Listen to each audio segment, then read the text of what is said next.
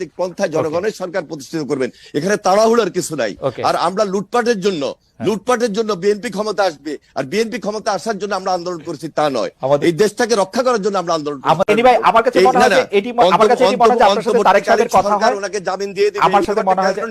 কাছে মনে হয় যে আপনার সাথে তারেক সাহেবের নিয়মিত কথা হয়, এটিতে আপনারা একটি পরিষ্কার সিদ্ধান্ত জাতির সামনে দিলে এটি মনে ভালো হয়।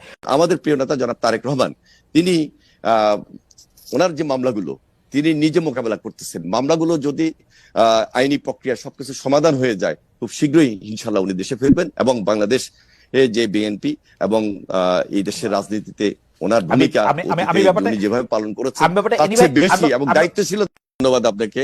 একটু আগে অ্যাডভাইজার নাহিদ যে প্রশ্নটা আমার সামনে তুলে ধরেছেন, আমি সেটা আগে বলছি যে এই যে ডাকসু নির্বাচন, আমি বরাবরই 90-র পরে বিএনপি যখন 91-এ এই দেশের রাষ্ট্রীয় ক্ষমতা আসে, আমি 90-র ডাকসুতে আমি নিজেও ইলেকশন করেছি এবং সেখানে আমি নির্বাচিত হয়েছি আমার খোকন পরিষদ। এর পরবর্তীতে ডাকসু নির্বাচন কেন হয় নাই?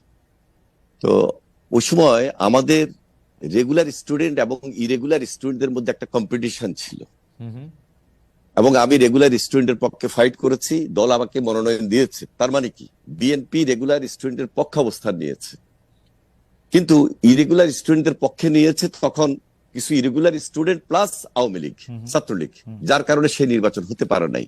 সেকেন্ড, 93-তে আবার যখন ডাকসু নির্বাচন হয় তখন আমাকে দল বিপি নমিনেশন দিয়েছে, সেটাও কিন্তু রেগুলার স্টুডেন্ট এবং ইরেগুলার স্টুডেন্টের ফাইট ছিল। সেখানে একই জিনিস ঘটনা ঘটেছে, সেখানে আমরা বরাবরই ডাকসুর পক্ষে ছিলাম বাংলাদেশ জাতীয়তাবাদী দল, কিন্তু এই চক্রান্তকারীদের আওয়ামী লীগের বা মুজিববাদী ছাত্রলীগের তখন ওই ষড়যন্ত্রের কারণে আমরা নির্বাচন আমরা করে নিতে পারি নাই। হ্যাঁ, এটাকে আপনি স্বাভাবিকভাবে বিএনপি সরকারে ছিল, কিন্তু আমরা সরকারে থাকলেও বিশ্ববিদ্যালয় একটা স্বায়ত্ত শাসিত প্রতিষ্ঠান, সরকার সেখানে সরাসরি হস্তক্ষেপ করার কোনো সুযোগ নাই। এই ফাঁসিবাদের বিরুদ্ধে আমরা লড়াই করে সংগ্রাম করে আমরা কষ্ট করেছি, শ্রম দিয়েছি, আমাদের নেতাকর্মীরা গুমের শিকার হয়েছে, খুনের শিকার হয়েছে। আমরা দেশ গড়ার জন্য সবাই মিলে একত্রিত হয়ে করব। এখানে বৈষম্য বিরোধী এবং রাজনৈতিক দলকে আলাদা করার কোনো সুযোগ নেই, এই সরকারকে আলাদা করার সুযোগ নেই, এই সরকারকে সর্বাত্মক সহযোগিতা করব। কারণ এই সরকার যদি কোনোভাবে ফেল করে বাংলাদেশ ফেল করবে, আমরা বাংলাদেশকে ফেল করতে দিতে যাব না এবং দিতে চাই না। সেটা সময় যতদিনই লাগুক। কিন্তু আপনাদের বক্তব্য শুনে মনে হয় না যে আপনারা প্রায়ই এই সরকারকে একটু হুমকি দেন, একটু এটা বলেন, এমন কি এই নির্বাচনের প্রশ্নে না কেমন জানি আপনারা একটু এরকম বলেন? এমনকি আমি এটা কেউ যদি তার ব্যক্তিগতভাবে চিন্তা করে থাকেন তা হতে পারে, কিন্তু আমরা সব ক্ষেত্রে এই সরকারকে সর্বাত্মক সহযোগিতা করব। কারণ প্রফেসর ডক্টর মোহাম্মদ ইউনূসকে এই সম্মান দিতে পারে না, আমরা সম্মান দিতে চাই এবং তার নেতৃত্বে আমরা এই রাষ্ট্রটাকে নতুন ভাবে গড়তে চাই এবং সেটা তিনি একটা গণতান্ত্রিক পন্থায় ব্যবস্থা আমাদেরকে নিয়ে যাবেন, দেশকে নিয়ে যাবেন, সেই জন্য সর্বাত্মক সহযোগিতা আমরা করব। এবং খুব রিসেন্টলি আপনারা তারেক রহমান সাহেবের বক্তব্য শুনেছেন এবং সেই বক্তব্যের ধারাবাহিকতা আমরা রক্ষা করে এই সরকারকে সর্বাত্মক সহযোগিতা। মানে আপনাদের আসলে ক্ষমতায় এসে বসে পড়া বা এক্ষুনি ক্ষমতা শুরু করার এরকম কোনো তাড়া নাই আপনাদের? না, এত চাপ হওয়ার কিছু নাই তো। আমরা যে কালকেই ক্ষমতায় চলে গিয়ে একেবারে বক্তব্য শুনে আমার জড়িত হবে ইনশাআল্লাহ। ভাই, আপনাদের বক্তব্য শুনে যে আমার মনে হইতো যে আপনারা খুব মানে আপনারা কিছুটা অস্থির অধৈর্য হয়ে উঠছেন। এটা কোনো অস্থির না, কোনো অস্থির না। আপনারা যথেষ্ট পরিমাণ সময় দিবেন তো?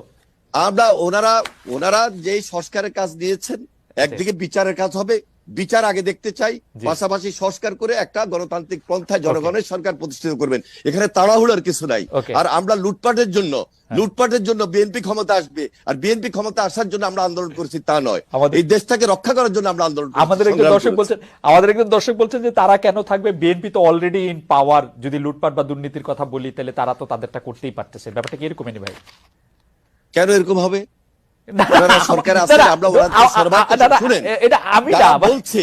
যারা বলছে এরা বিগত ধারাবাহিকতার কথা বলছে, ইনশাল্লাহ বিগত ধারাবাহিকতা।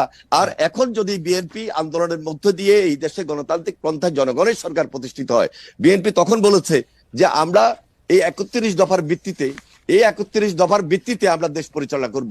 সেখানে বিএনপি যদি বিজয়ী হয় তাহলে যারা নির্বাচনে পরাজিত হয়েছে তাদেরকে নিয়ে ঐক্যমত্য সরকার গঠন করব এই 31 দফার ভিত্তিতে, এবং সেটা জাতীয় ঐক্যমত্য সরকার হিসাবে বিবেচিত হবে। জাতীয় ঐক্যমত্য